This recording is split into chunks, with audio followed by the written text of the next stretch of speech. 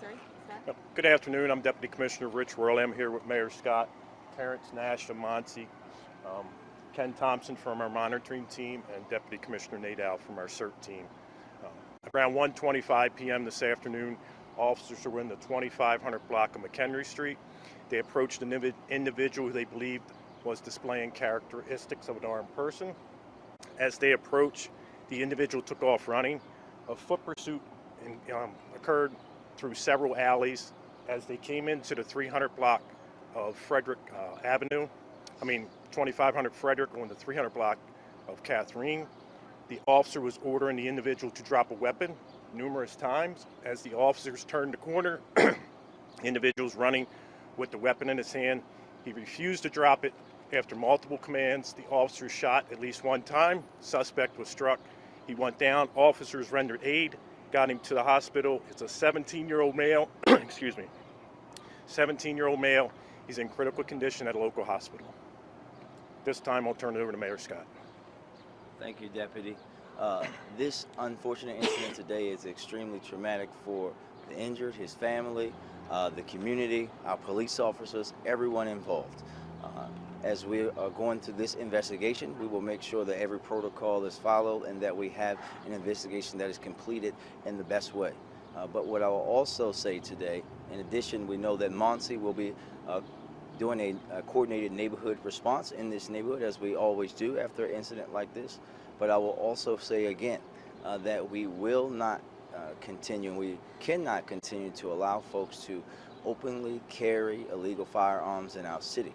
We know that this is plaguing our city and has continued to do so. So we will continue to make sure that we do everything to get these illegal guns off the street, and we will be moving forward with this investigation as we move forward with that now. Thank you. At this time, we'll take a few questions. David, I'll be leading the questions. We're going to start here and make our way over here. Thank you so much. Yeah. One eyewitness said that the suspect had a taser gun. Can you confirm if it was a real weapon or not? It was a real weapon with an extended magazine. Can you say where in his body? We just know he was shot in the upper body.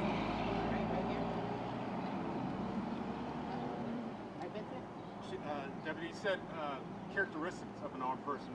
Was there signs of a bulge or something like that that alerted officers? I can't tell you what the officers saw, but then when they called it out, they said an individual with characteristics of an armed person. That's why they started to approach him. As soon as they approached, the suspect took off running. During the foot pursuit, the officer gave several verbal commands for him to drop the weapon. He could clearly see the weapon in his right hand as he was running. As they turned into the alley, the officer discharged his weapon and struck the suspect. Brittany, Channel 2. Do we know what kind of weapon he had? We do not. We have it recovered, and it's going to go to evidence control to be processed. David? One officer or more officers fire, and what is the status of that particular officer? I know it's routine testing or whatever, but yes, sir. Been on the force very long? We don't have any of that information right now. One officer did fire. He is now down at with our CERT team doing the investigation. Jim Juicy? Is that officer, is he part of your district action team that you guys have negotiations? Yes. Gotcha. Leah? Thank you.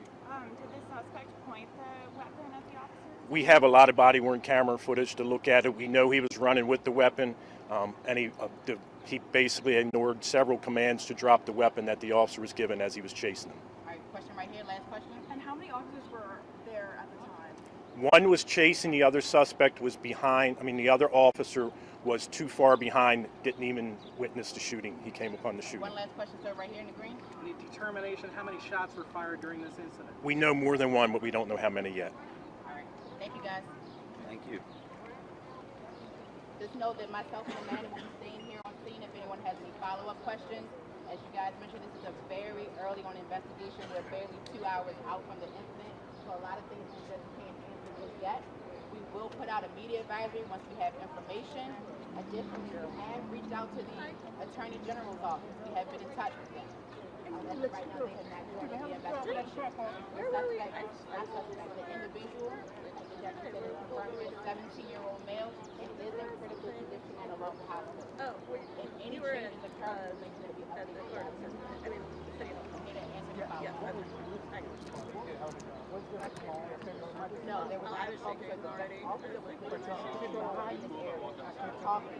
As he was talking, he noticed the individual that had characteristics of an armed person. Just an FYI, he has stopped search and arrest training. It's been named the national best practice.